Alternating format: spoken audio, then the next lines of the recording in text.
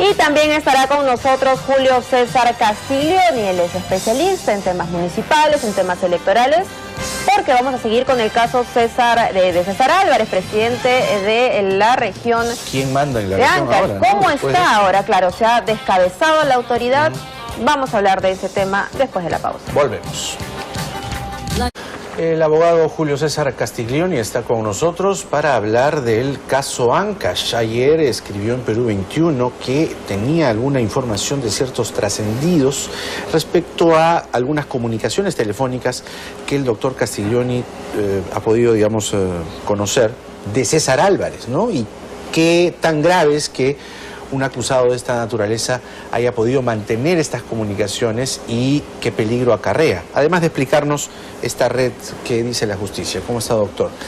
¿Estas llamadas usted se enteró de este tipo de trascendidos? Efectivamente, hay un trascendido de una información muy sólida en la cual la forma de que debe estar aislado una persona que es investigada por 15 días por disposición del Ministerio Público y del Poder Judicial había tenido acceso a la información externa. En consecuencia, se está rompiendo la probanza en esta etapa que es muy importante. ¿Y esto puede, digamos, significar que Álvarez puede estar protegiéndose? A estas alturas ya no. Se demoró en ponerse a derecho porque lo que estaba buscando era apoyo político, cosa que no lo ha logrado. En consecuencia, el gobierno, a través de todos sus niveles, ha hecho un deslinde sobre el particular y al no haber logrado el apoyo político es lo que se puso a derecho. Usted contaba en el corte que ya el gobierno de César Álvarez había nacido chueco. No. Los 4 primeros años, de alguna manera, no estaba vinculado a estas acciones que se le vinculan. El primer hecho es la muerte de Sánchez Milla, que es el vicepresidente regional, cuando César Álvarez está de licencia para ir a la reelección.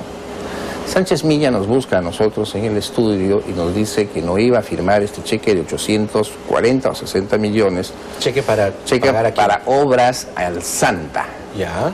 Y nos manifiesta personalmente de que no lo iba a firmar porque quería saber en qué se iba a gastar.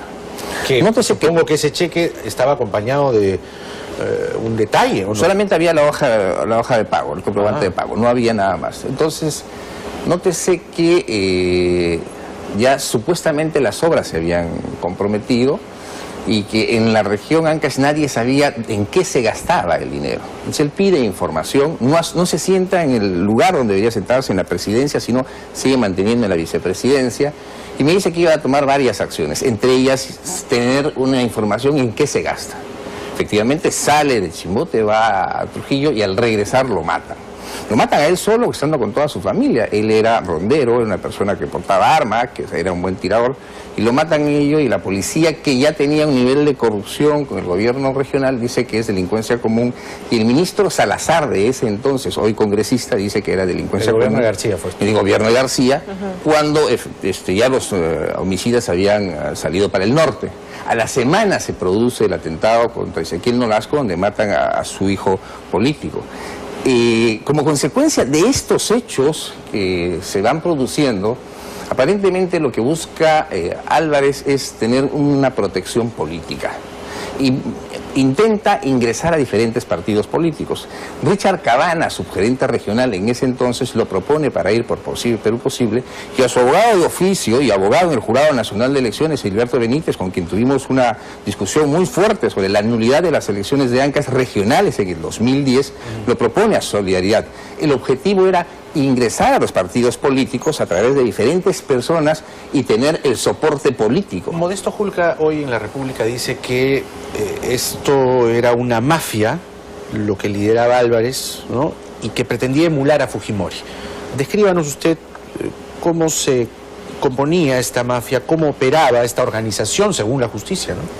Según la justicia y todas las evidencias y las declaraciones de los sicarios, efectivamente, el objetivo final de César Álvarez era llegar a la presidencia de la República. No solamente la reelección por tercera vez, era su ambición. Qué miedo. Y a su entorno lo tenía enamorado de esta manera. Entonces sí era un grupo organizado y que tenía los comandos a nivel más o menos similares al de las milicias, y por varias razones. Primero había que sacar del camino a los opositores políticos, que son la mayoría en el caso de Ancash Costa Santa. Claro. Y en el caso de Casma, cuando se mata al periodista, se mata al fiscal que ni siquiera vio nacer a su hijo, es justo que alguien lo mate, y no por temas particulares, se mata al alcalde, era porque se estaba investigando el narcotráfico. No se ha tocado este tema, ¿por qué? Porque dicen Ancash no es una zona cocalera, pero es la segunda ruta del Monzón. Viene el clorhidrato de cocaína por Huari, que sorprendentemente es la zona de acción de Antamina, pasa a Huaraz-Casma, cuya carretera ya está asfaltada, y de Casma a Chimbote. El gobierno nacional cometió un gran error de entregarle al gobierno regional la administración del puerto, y en consecuencia por el puerto de Chimbote salen los cargamentos de clorhidrato de cocaína en forma pura o a veces con la harina de pescado. ¿Cómo puede usted probar? Y también hay testigos confidenciales que deben mantenerse en la reserva.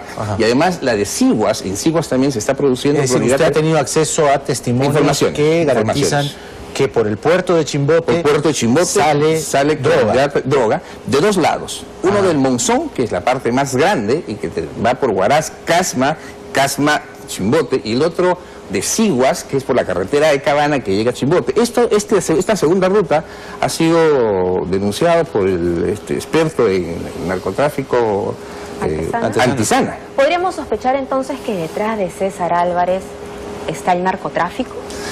Todo indica que no solamente es el sicariato de construcción civil, el sicariato colombiano, la eliminación de los opositores políticos, sino también el narcotráfico.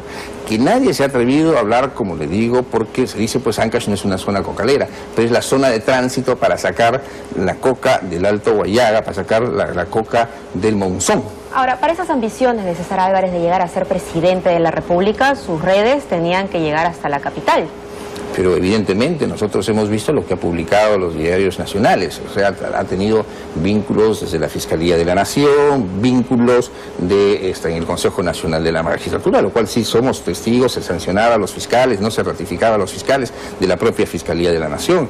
En el Congreso de la República también hay imputaciones serias contra congresistas, y evidentemente en Ancash Costa y en Ancash Sierra, Ancash Costa Chimbote, Ancash Sierra Huaraz, todo el Ministerio Público, o la gran mayoría del Ministerio Público, el Poder Judicial, la Policía, estaban al servicio de César Álvarez. Es decir, si este proceso no se hubiera traído a la ciudad de Lima, evidentemente hubiera corrido la suerte de todos los otros procesos, se hubieran archivado, porque César Álvarez hacía lo que mejor le venía en gana en la región Ancash. ¿Qué va a pasar con la región? Porque ¿quién la gobierna hoy? El vicepresidente regional. Y digamos, ¿cómo se mantiene el status quo? Es decir, con la situación tal como está ahora, ¿podrá haber elecciones en octubre? ¿Cómo se plantea, digamos, la situación política en la región? ¿Normal? No se olvide usted, cuando se elige al presidente, vicepresidente regional, se elige como la fórmula presidencial. Entonces el vicepresidente regional no forma parte del Consejo Regional.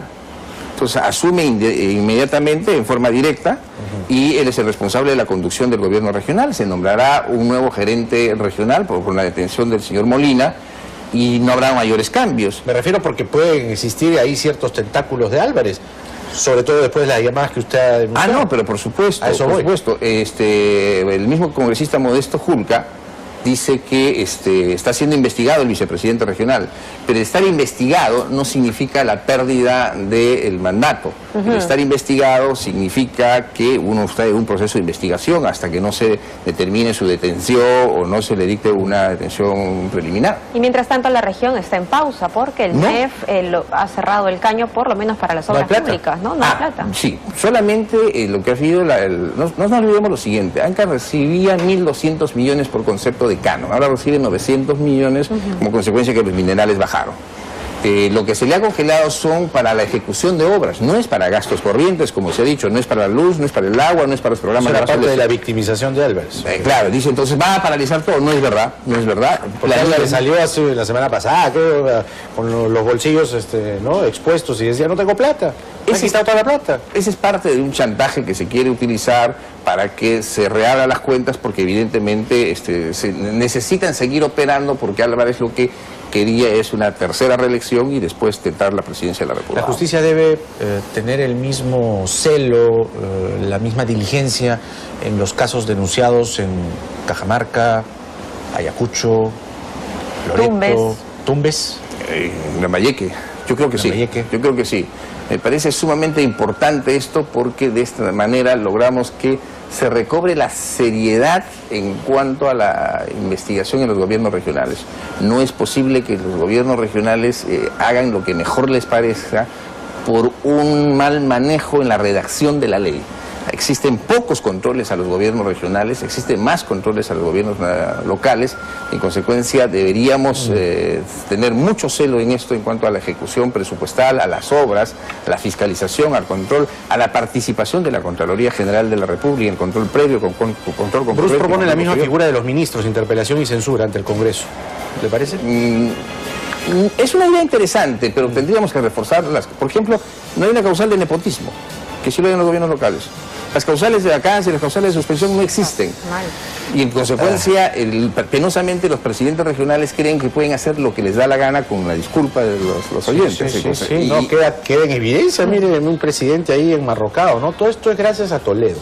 Sí. Hay que agradecerle, gracias Toledo, porque tú hiciste esta regionalización pegada con babas. Donde no existen regiones. Ahí está. No, ahí está. Solo hay departamentos gracias Toledo. Y presidentes regionales. Doctor Castiglioni, muchísimas gracias. Gracias. Ha sido un placer. Vamos a una pausa, 8:17, cuando regresemos una historia increíble de estas que ocurren.